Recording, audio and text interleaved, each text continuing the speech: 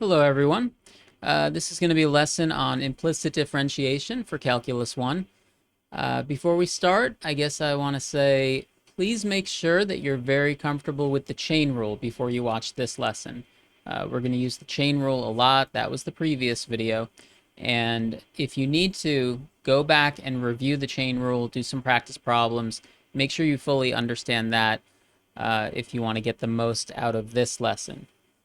Okay, so let's talk about implicit differentiation. So, what is implicit differentiation? It sounds complicated. I'll tell you that it's not just going to be another rule for solving derivatives of functions. You know, we've had a lot of rules for differentiating products, quotients, composite functions, all kinds of things. Implicit differentiation is going to be a strategy for solving a specific type of problem. So let me start by saying, let's consider the equation x squared over 9 plus y squared over 36 equals 1. So I wonder if anybody remembers, anyone watching this remembers, what does the graph of this equation look like? You may have seen this before in a pre-calculus class.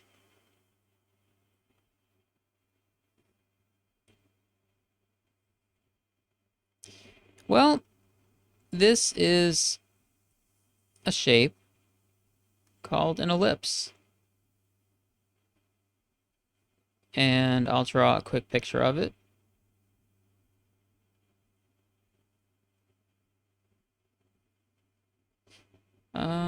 Two, three, four, five, six. -6 is down here. -3 is over here. So it's an ellipse that has this kind of shape. It has y-intercepts of 6 and -6, and it has x-intercepts of 3 and -3. This is a little different from graphs that we've been talking about in this class. I guess you could say that the main thing that makes this graph different from other ones is that this is not a function. Or I guess I should say y is not a function of x. We can't just say y equals f of x and have a function for this. And the reason is because it fails the vertical line test. Well, technically, the reason is because it fails the definition of what it means to be a function. But visually, we can think about it as it fails the vertical line test. So it's y is not a function of x. However, it certainly looks like we could talk about the slope of the tangent line. Like if we picked a point of interest, you know, some specific place on this graph, we could draw the tangent line and try to figure out what the slope is. So in some sense, it feels like we should be able to find the derivative of this. For example, at the point 0, 6, it looks like the tangent line would be horizontal, so the slope would be 0. At some other places, maybe you could try to estimate what you think the slope would look like. By the way, when I talk about this, I'm trying to refer to it as an equation or as a graph. I'm trying not to use the F word. It's not a function. We can still talk about it. It's still a set of points. It's still, you know, you can still have a graph of something, even if it's not a function, right? Functions are the most common ones that we deal with in math classes, but you can still have graphs of equations. It's just the set of x comma y that satisfies this equation. Anyway, we want to find the derivative. What should I call the derivative here? Well, I'm not going to call it f prime because we just said this is not a function f of x. So I can't say f prime, but I could use the other notation, dy dx. It doesn't have any f's in it.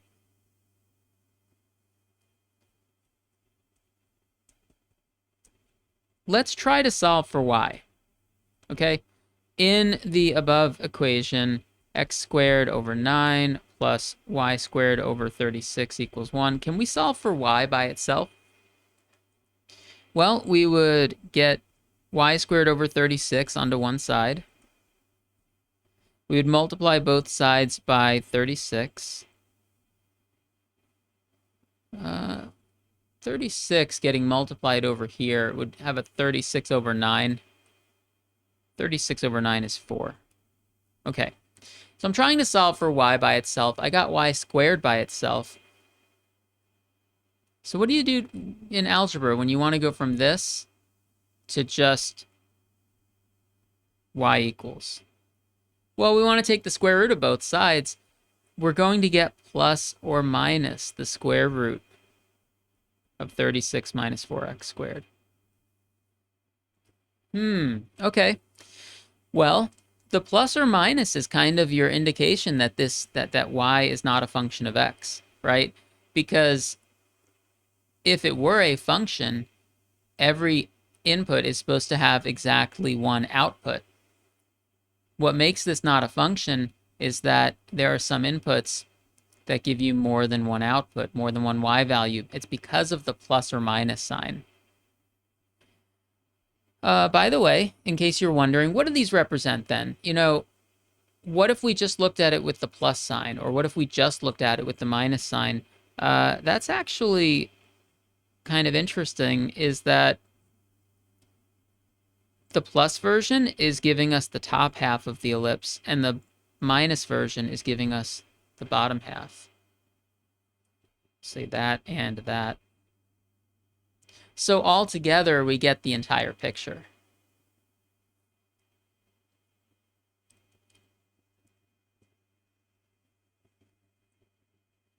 You know what? Each one of these is a function, right? Each one of these does pass the vertical line test.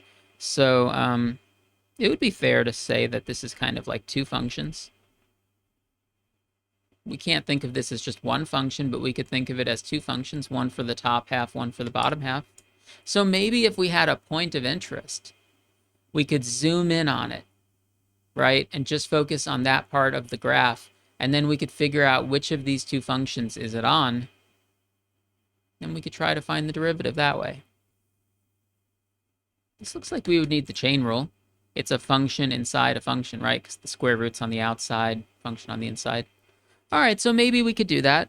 So even if the thing overall, y is not a function of x, if you zoom in on one little area, you could think of it as a function.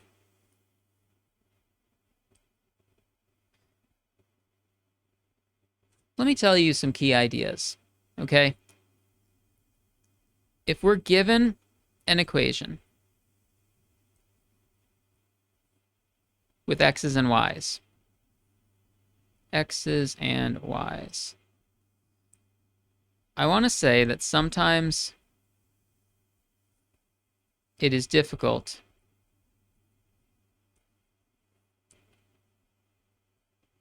to solve for y. And when I say, oh, sorry, you can't see that. Given an equation with x's and y's, sometimes it is difficult to solve for y. When I say solve for y, I mean to do what we just did. Solve for y in terms of x. That can be difficult. Here, it wasn't so bad. We rearranged. It wasn't that bad for this one. What if we had a more complicated equation, though? It can be hard to get y isolated by itself. Well, I'm here to tell you that sometimes it is impossible. Sometimes it's impossible to solve for y in terms of x.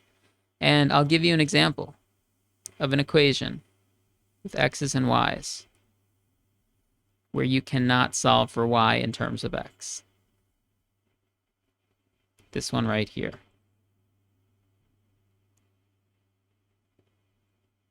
That's not the only one, of course. That's just one example. If you try to solve for y, what would you do? It seems kind of tricky that there's a y to the fifth and a y squared. The y squared is attached to the x squared. You just can't do it. So we want a way to find dy dx that doesn't depend on us being able to solve for y in terms of x. All right, so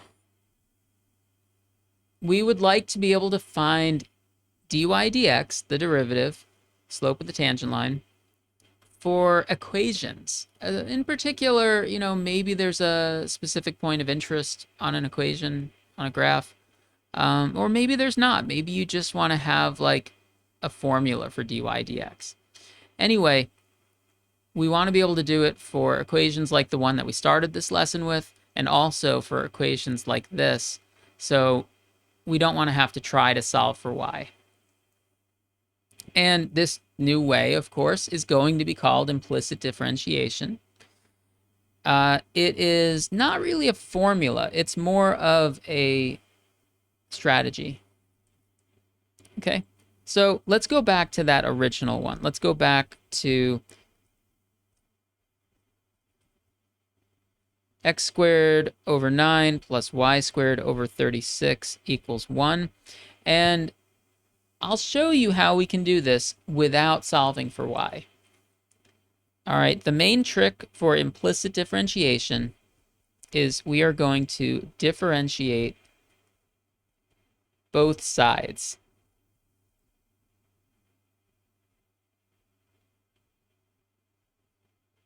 We're going to differentiate both sides of the equation with respect to x. With respect to x.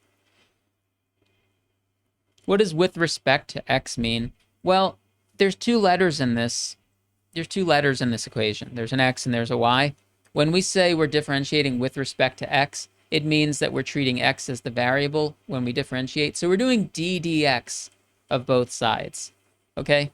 That means to do d dx of both sides. D dx of the left side,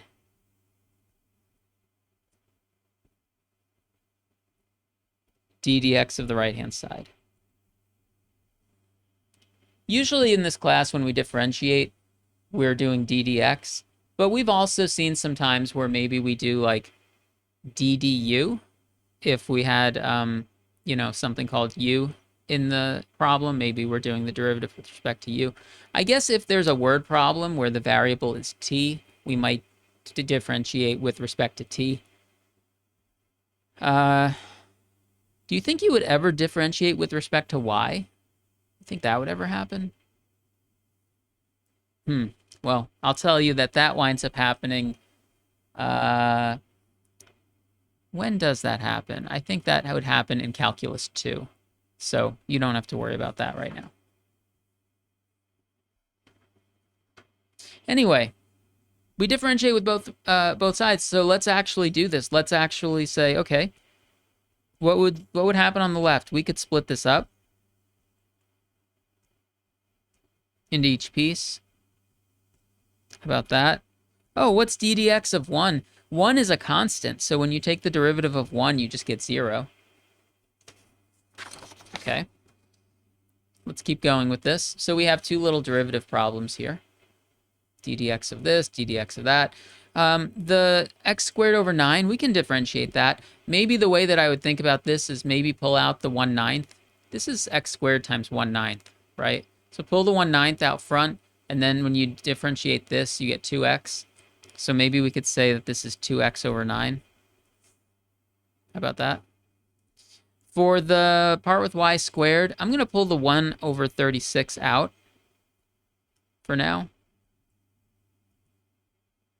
Okay, that's where we're at so far.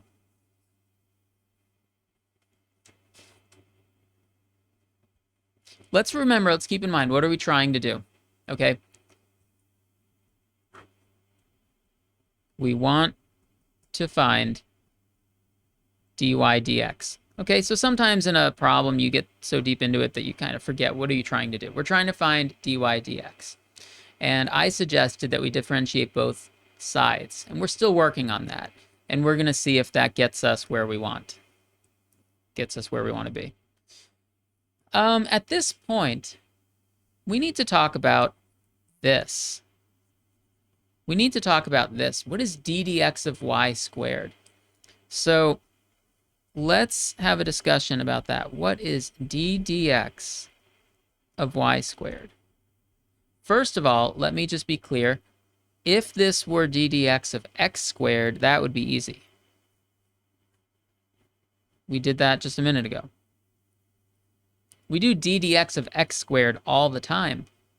But this isn't x, this is y. Does that change something? Does that change things? It does.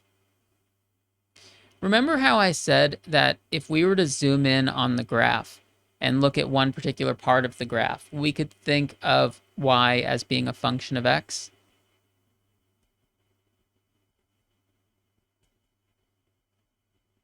Like not overall, not for the entire ellipse, but if we had an x comma y, like a point of interest, and zoomed in on it, we'd be either on the top half of the curve or the bottom half of the curve. So in that sense, y is a function of x. So I'm saying that we have a function and it's getting squared. So we have d dx of a function and it's getting squared.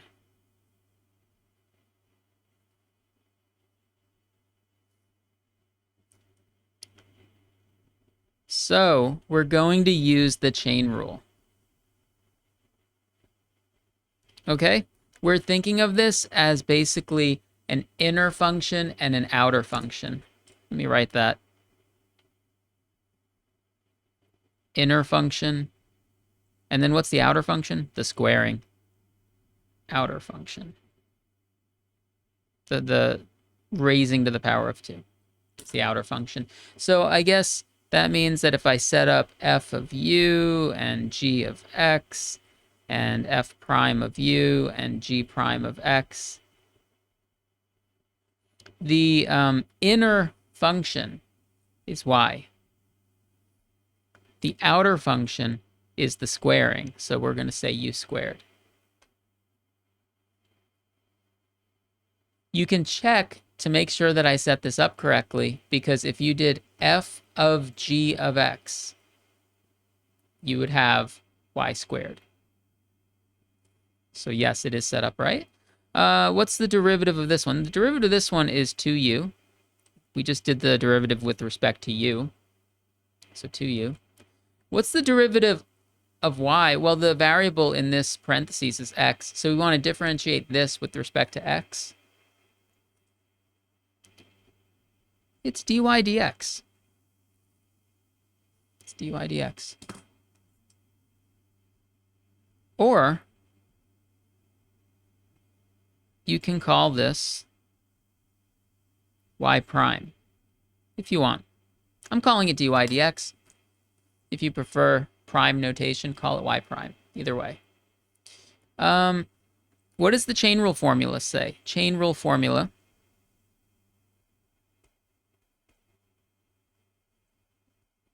We are doing this to find the derivative of y squared, and we're going to apply the chain rule formula. Like that. Let me give you a chance to see that while I move the page.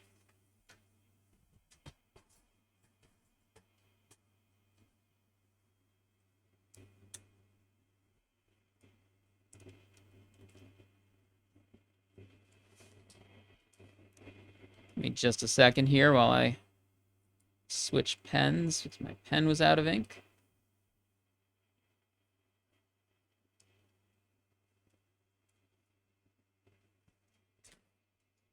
All right.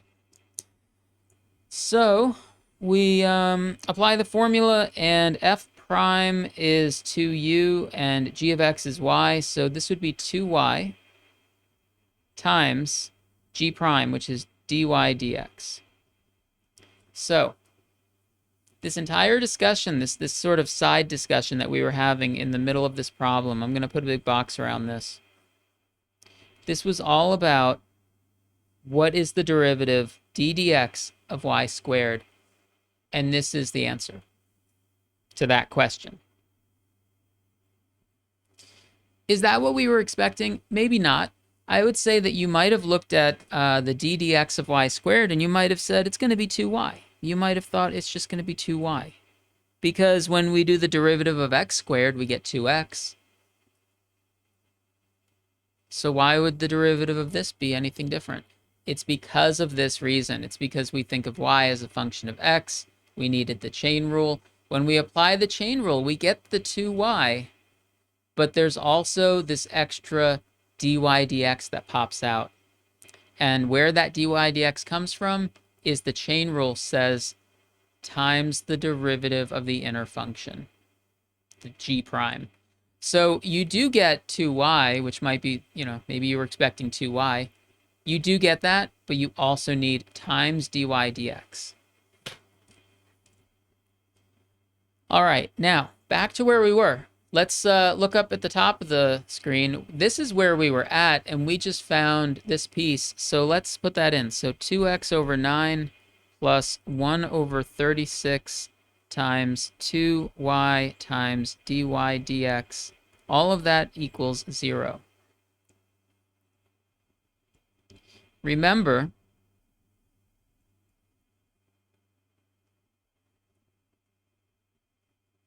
we are trying to find dy dx. Can we do that from here? Yeah, we can do that. We can rearrange this, and we can actually solve for dy dx. We have everything we need now. We've done all the differentiating. We now just need to rearrange and treat this like algebra. So 2 over 36. How about we start rearranging? Let's get this middle term by itself on one side. So 2 over 36 is 1 over 18. So I have y over 18 dy dx equals, I'm going to subtract the 2x over 9 from both sides. Okay, that's where we're at. So yeah, we could find dy dx. So dy dx equals, how do you get rid of y over 18? Multiply by the reciprocal. Multiply both sides by 18 over y.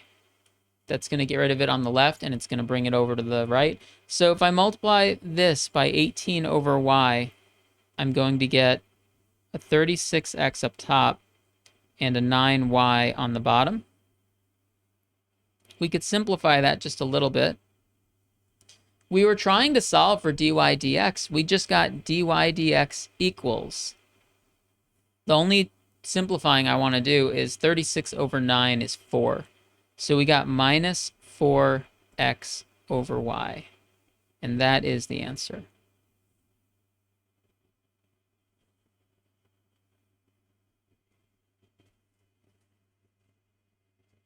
So let's review real quick. What was this all about? Okay. First, I'll give you a chance to see this because I'm about to cover it up.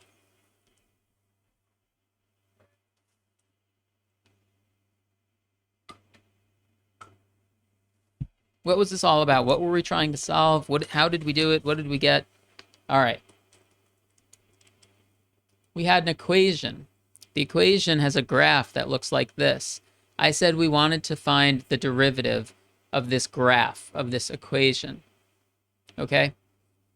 What we did was we started with the given equation that has x's and y's. We differentiated both sides. That's kind of new. This strategy is going to be called implicit differentiation. You differentiate both sides. We started breaking things up and simplifying them.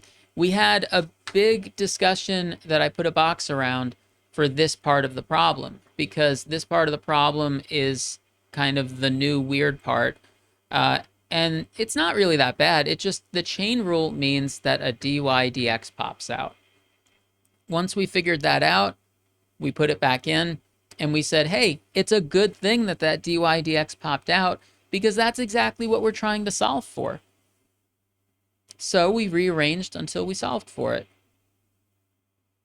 If that dy dx had not popped out, then we'd be at a dead end. We wouldn't be able to find dy dx if it didn't pop out there. So what did we find then? We found a formula for the derivative. And usually in this class, when we find the derivative of something, usually it's been the derivative of a function, and we get some answer that might involve x's. But this is now an answer that involves both x and y. So that can happen. In this section, that can happen, where the answer involves both x and y, and it might also involve some other numbers.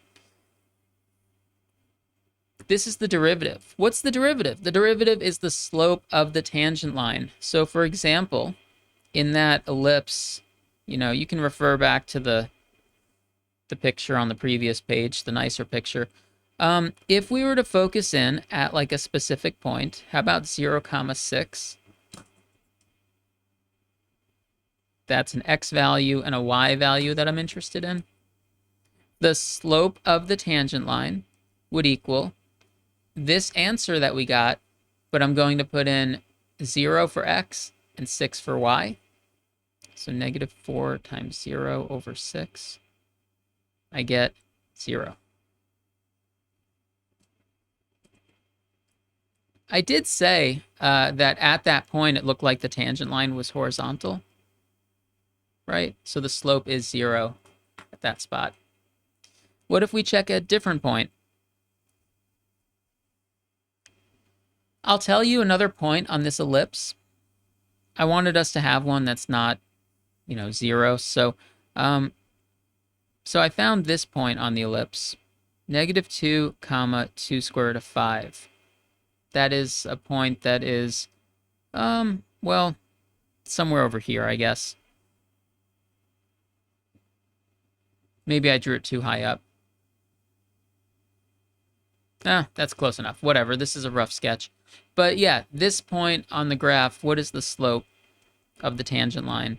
Well, use the answer that we got, but we put in this particular value of x, and we put in this particular value of y, and then maybe we try to simplify it.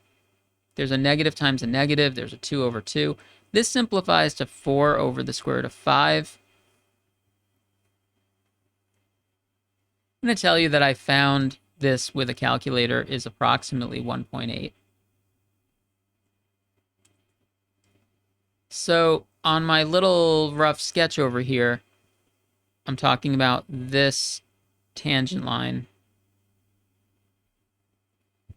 And we just found that this tangent line has a slope of 1.8. I'll show you one more point of interest. How about at the point 3, 0? 3, 0 on the graph is over here. What do you think the slope of the tangent line is going to be at this point? You could tell from the picture, I think. Well, we could use the formula. Negative 4 times 3 over 0 over 0. All right, the slope is undefined. Okay, so the tangent line still exists. The tangent line is defined, but it is vertical. And the slope of a vertical line is undefined. Say vertical. Cool, so the point of this is that this formula that we got, and this is just for this particular problem, this ellipse. I know we've spent a lot of time on it, but it's just one problem. We could now put in like any point on the ellipse and find the slope of the tangent line. It could be on the top half of the ellipse, or it could be on the bottom half of the ellipse. Either way, you just put it into this and you get the slope of the tangent line. So to summarize this strategy, okay, I guess implicit differentiation. Do we want to say summary?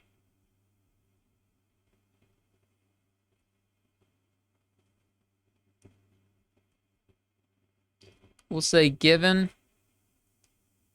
an equation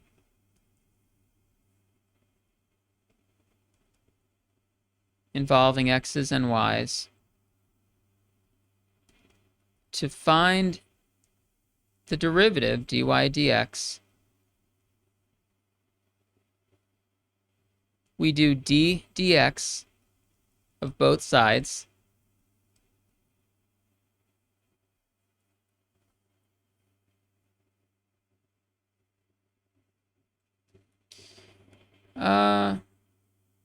I guess I want to say be careful about derivatives such as d dx of y squared. Use the chain rule.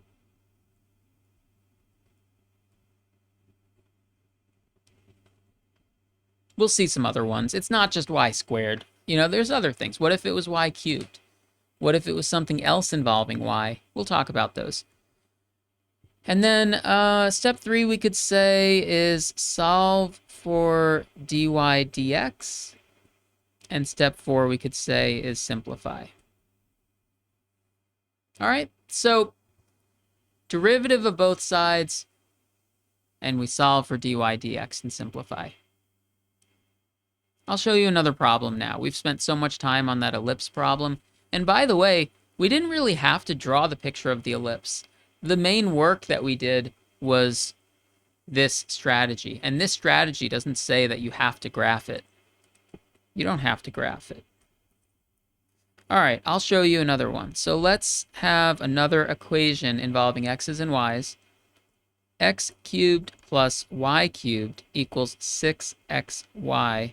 And this problem is going to say find y prime. So I'll talk us through this.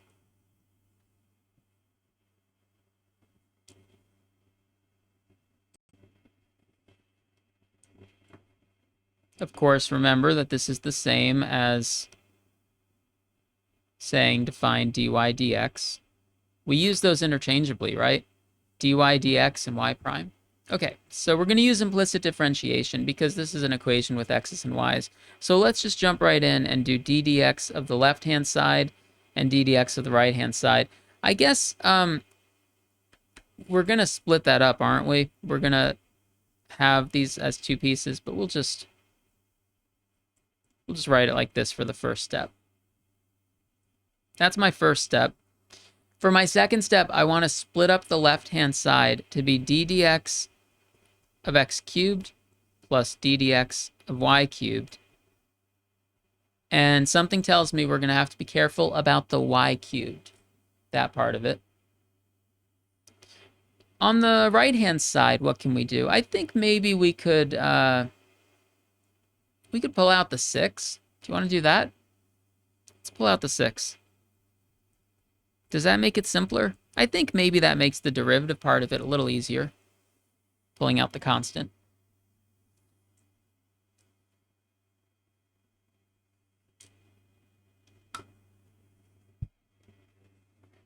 All right, let's go through these. Let's say that this derivative right here is 3x squared. What do you think the derivative of y cubed is? Well, earlier, we spent a whole lot of time talking about the y squared derivative, and we wrote lots of work. We wrote out all the steps of the chain rule. What I want to say now is we don't have to write all of that out, as long as we understand it. So check this out. When we did the derivative of x cubed, we got 3x squared. When we did the derivative of y cubed, we're going to get 3y squared times dy dx, which is also known as y prime.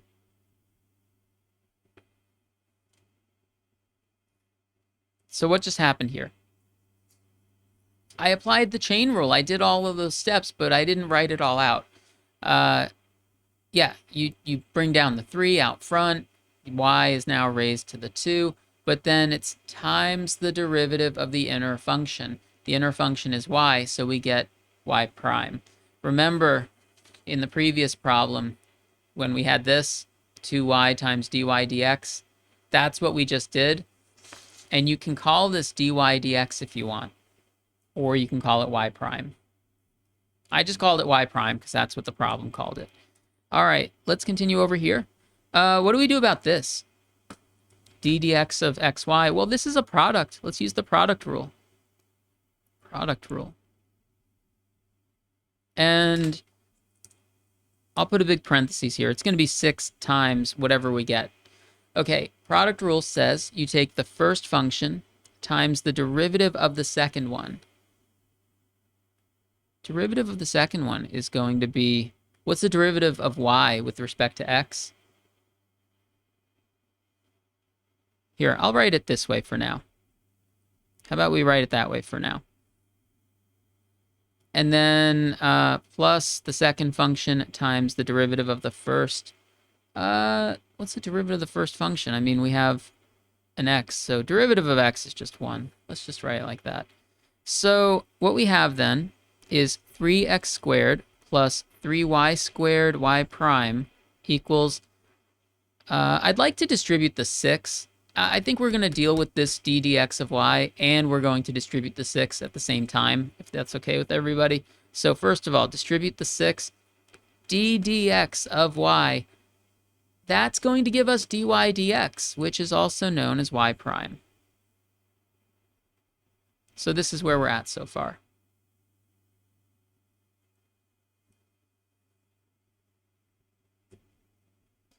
Now, we want to solve for y prime. Right? That's what we're after. We have like this big line, this big equation here. It has y prime in 2 different places. We'll see if that makes things easier or if it makes things harder, but we want to get y prime by itself. You know what I see that I think is going to help us? We're just thinking of algebra right now. We want to like rearrange things. Everything here is divisible by 3. There's a 3, 3, 6, 6. Let's just divide everything by 3. It's going to make the numbers easier, I think. I divided everything by 3 on both sides. Okay, now if we want to solve for y prime, let's at least try to get all the y primes onto one side. So y squared y prime minus 2xy prime equals 2y minus x squared. You see what I did there? I got everything involving y prime on the left and everything else on the right.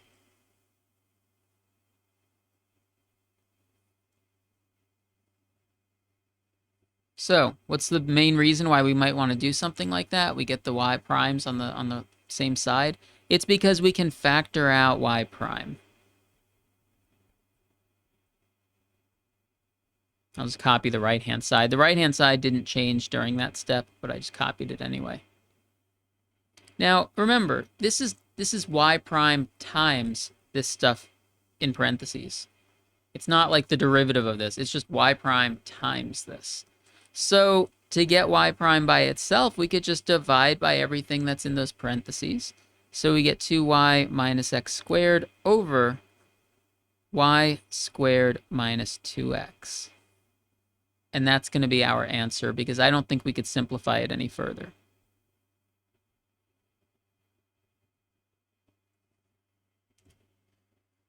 So just like in the previous problem, we got an answer that involves both x's and y's. That's something that can happen with implicit differentiation. Your answer could involve x's and y's. Your answer should not have any y primes in it or dy dx's, you know?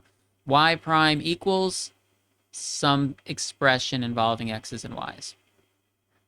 No more derivatives need to be taken, though. Okay, cool. So that was the end of the problem. I'm going to tell you as kind of a side note, what does this equation look like? Like, can we graph this? I'm just going to, I told you we could solve this problem without graphing it, and we did. We finished solving the problem. But I think it's cool looking, so I just want to show you what this looks like anyway. The graph of that equation looks something like this. Something like that.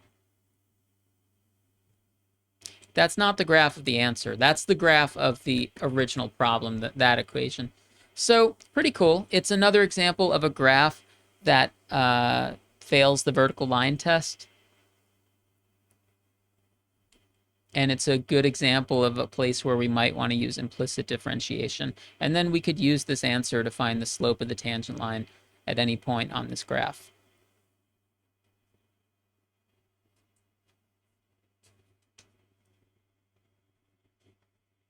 Cool. So I've got some other example problems.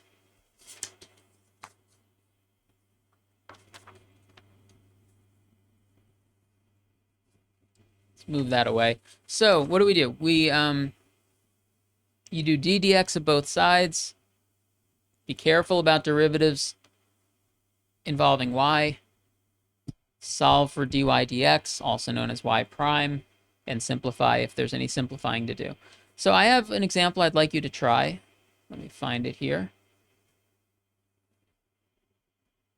This one is going to look smaller, but it's just got a different kind of equation. So given sine of y equals cosine of x, and I'm going to ask you to find dy dx. So you can pause the video for a minute and give this a try.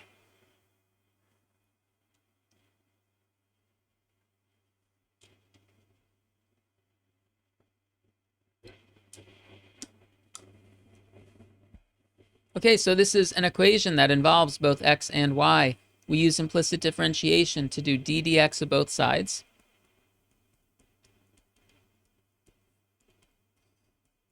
And it looks to me like the right-hand side is the easy one.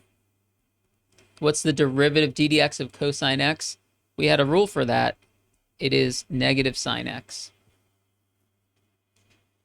What about the left-hand side? What is this thing equal to? It's a derivative d dx of something involving y, and I said that we need to be careful about doing d dx of something that involves y. So we could do a little bit of scratch work off to the side if we want. Scratch work, d dx of sine y. What does it equal? We apply the chain rule. We apply the chain rule because we think of y as the inner function, and that means that sine of u is the outer function.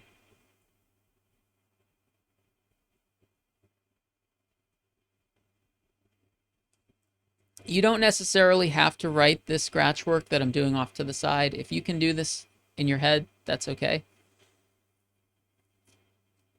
The derivative of sine is cosine, so cosine u. The derivative of y is y prime, also known as dy dx. You could use either notation.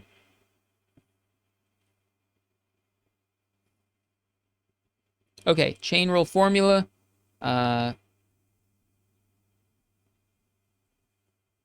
F prime of g of x times g prime of x. So we get cosine of y times dy dx. Let's section this off here, this scratch work. So what winds up happening is ordinarily when we do the derivative of sine, we usually say the derivative of sine is cosine. And this is going to be cosine y, but because of the chain rule, a dy dx pops out. That's it. It's kind of what we were expecting the derivative to be, but then times dy dx. It's a good thing that we got the dy dx because that's what we're trying to solve for. So to solve for dy dx, all I really need to do now is divide both sides by cosine y. What do you think? Is there anything else we can do to simplify this? Well, I'm going to say no. There's not. We're done. I know that sometimes when we see sine over cosine, we might want to think, oh, sine over cosine, isn't that supposed to equal tangent? But we can't call this tangent because it's sine of something over cosine of something else. Sine x over cosine y. Because those are different variables, just leave it the way it is. And that's the answer.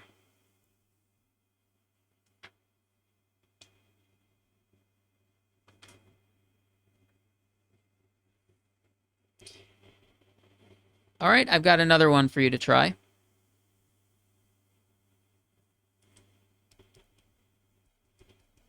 If you're okay with that one, this next one is a little bit bigger.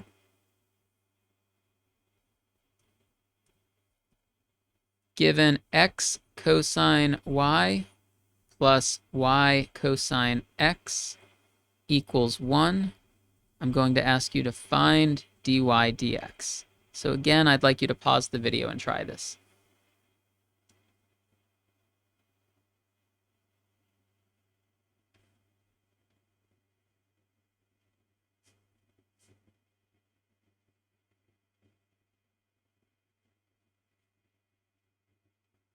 Okay, so implicit differentiation, right?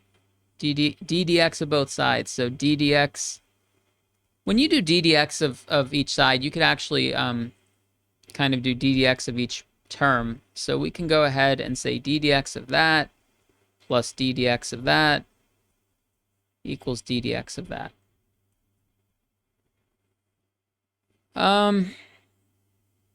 How about we deal with the easy part first? The derivative of 1 is 0, because that's the derivative of a constant. What are we going to do for these? Derivative of this, derivative of this. How about we use the product rule? Product rule for each of them. Because each of them looks like a product. There's x times cosine y, and there's y times cosine x. So if I were to try to underline the two pieces, if you can see this, there's the first piece, there's the second piece, there's the first piece, there's the second piece. I'm going to zoom in on that just so you can see that. See what I underlined for the product rule? We have kind of a first function, second function, and a first function, second function. Well, I'll probably have to zoom out because of how big this is going to become on the next line.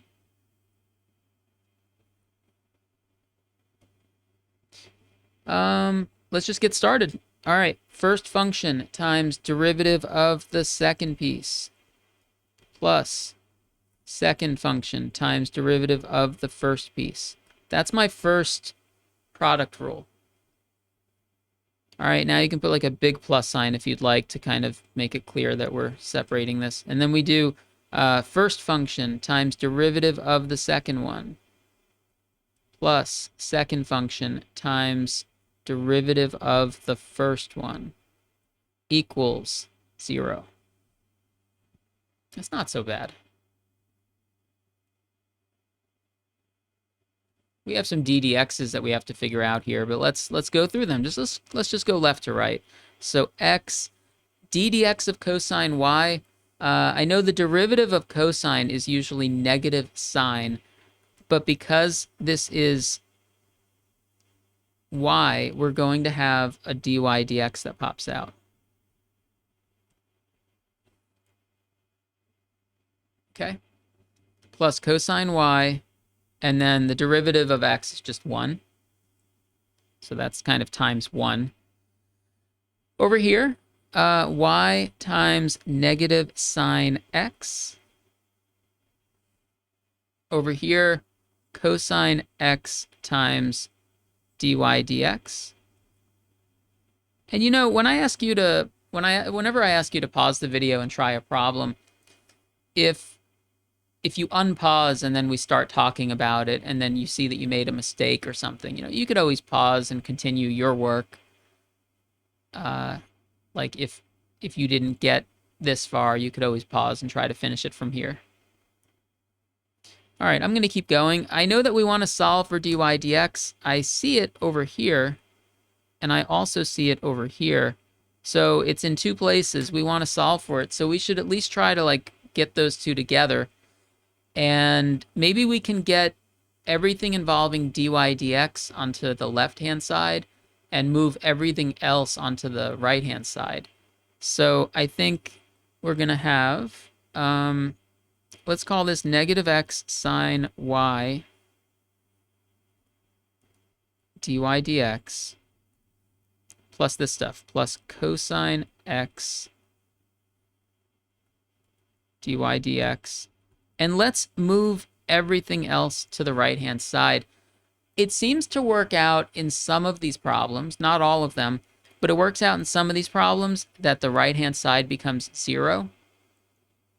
That happened with that first ellipse problem, and it's happening again now. So it's very easy to just bring things over to that side. Like the cosine y, we can just subtract that. What about this thing here? This is negative y sine x. So we would add it to get it onto the other side. Y sine x minus cosine y. Now, we did this to try to get dy dx by itself. Let's pull out dy dx. And, I mean, these two terms, you could write them in either order, right? I'm going to put the positive one first, the cosine x, and then minus x sine y.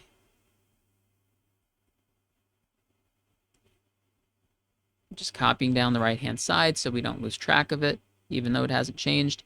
And then, ultimately, we're solving for dy dx, so we divide by everything in parentheses.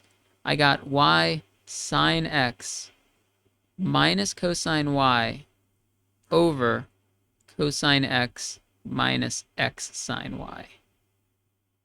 And that's my answer. There might also be other ways that you could write this answer. If you got something different, but it kind of looks close, I would say take a close look and see what you found might be equivalent to this. Like if we flip the sign of the top and flip the sign of the bottom, you know, something like that. Because I did a little rearranging and you might have done different rearranging. But yeah, there is only one answer to it. It just, maybe you could write it in some other ways. I guess what I'm saying is, just to be clear, I think that you could have also found this as cosine y minus y sine x over x sine y minus cosine x. Isn't that the same thing? That's what I wrote. This is kind of like if you take what I wrote and you multiply the top by -1 and you multiply the bottom by -1, you wind up getting this. And you're allowed to multiply top and bottom by -1 because it's just like multiplying the problem by 1. All right, so that was a good problem. That was a good example of implicit differentiation.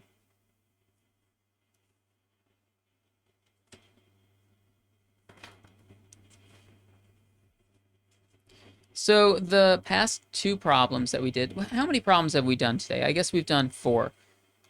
First we did the ellipse problem. That one had x squared and y squared, and we found the answer to that. And then the second problem was something that involved x cubed and y cubed, 6xy. We did that. And then the past 2 problems that we did involved trig functions, sine and cosine. So we've seen a total of 4. I've got one more to show you for today.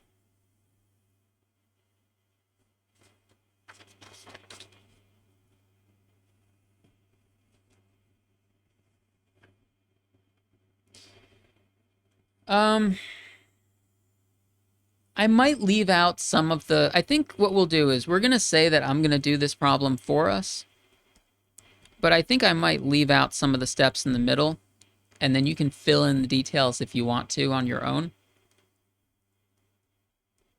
The graph of x squared plus y squared cubed equals 4x squared y squared is known as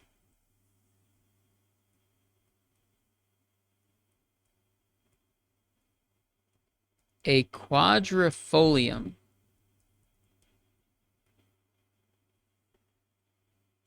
And this problem provides us with a cool little picture of this graph, which is known as a quadrifolium.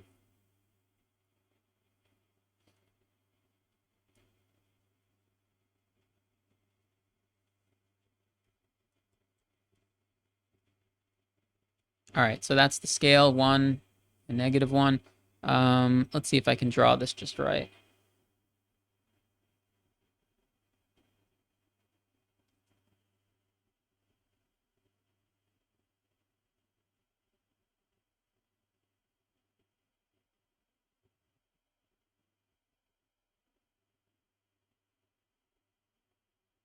Something like that. Something like that. So you can get all kinds of interesting pictures if you, look at equations of things that are not necessarily functions.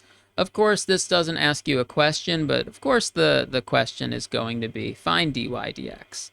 So I'll get this started for us.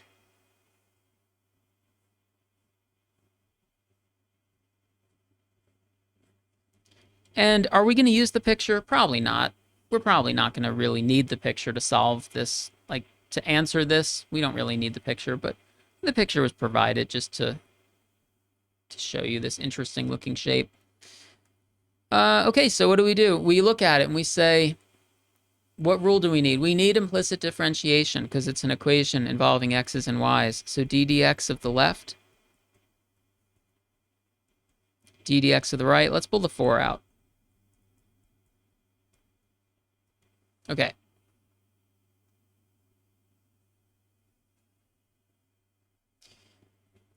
I'm going to skip some of the sort of intermediate steps, and I'm going to look at this and say, I think we need the chain rule where the inner function is x squared plus y squared. It's in parentheses. And the outer function is the raising to the 3rd power. So when I apply the chain rule to this, I think the 3 is going to come down out front. We're going to get x squared plus y squared. The new exponent is going to be 2. And then the chain rule says you have to do times the derivative of the inner function. So that's my left-hand side.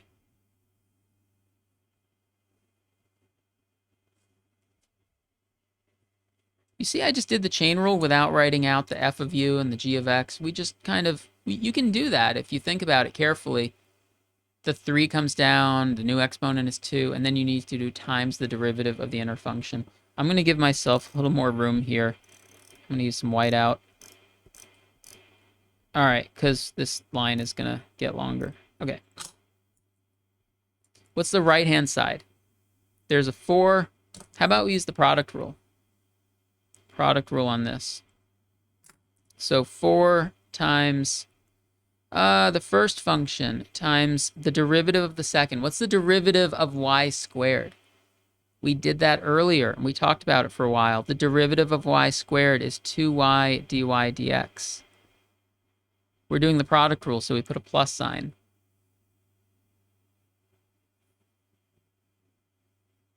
And it's going to be second function times derivative of the first. The second function is y squared. The derivative of the first one is 2x. So we need y squared times 2x. Y squared times 2x. I'm choosing to write it like this. Y squared times 2x. I like to have the 2x out front.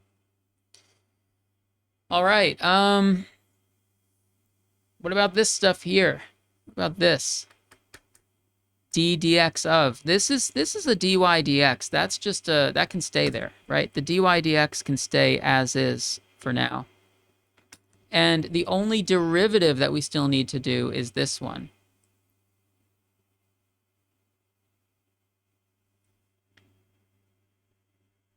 I'm going to say that this, let's just focus on this piece, okay? This is going to be 2x plus 2y times dy dx. Ooh, good, we got a dy dx. So, do you think you could put this all together and solve for dy dx? I'm going to warn you, this squared over here means that this thing is going to blow up, and like you have to expand this.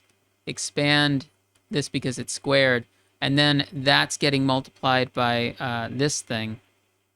So this left-hand side actually grows pretty big. The right-hand side's not bad. We got 4 times this and 4 times this, but the left-hand side actually becomes quite large. So I'm going to skip some steps. I don't know, what do we want to say? Like, expand left-hand side.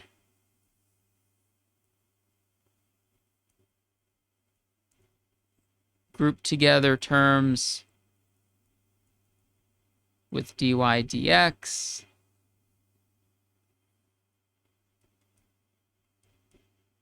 This is where I say that I'm leaving out some of the stuff because I think that it would actually take up about half a page, but it would be good practice for you. Good, good practice on doing these sorts of things.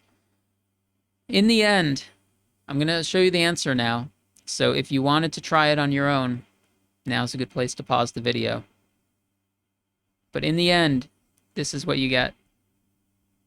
dy dx equals 4xy squared minus 3x to the fifth minus 6x cubed y squared minus 3xy to the fourth.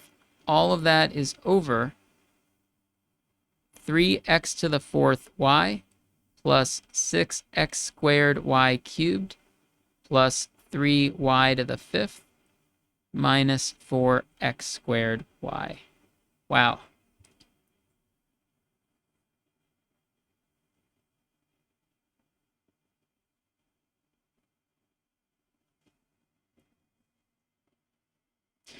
Okay, that's the hardest problem that we've had in this section. It's probably one of the longest problems that we've had in this class if you actually write out all of the steps. But I wanted to show you one that was kind of harder. I usually leave this problem for last as kind of an optional problem. So, I'm glad we spent a little time on it, even if I didn't show you all the little details in the middle of the problem. And remember that this answer, you might have some of these terms written in a slightly different order, but this is what you should get.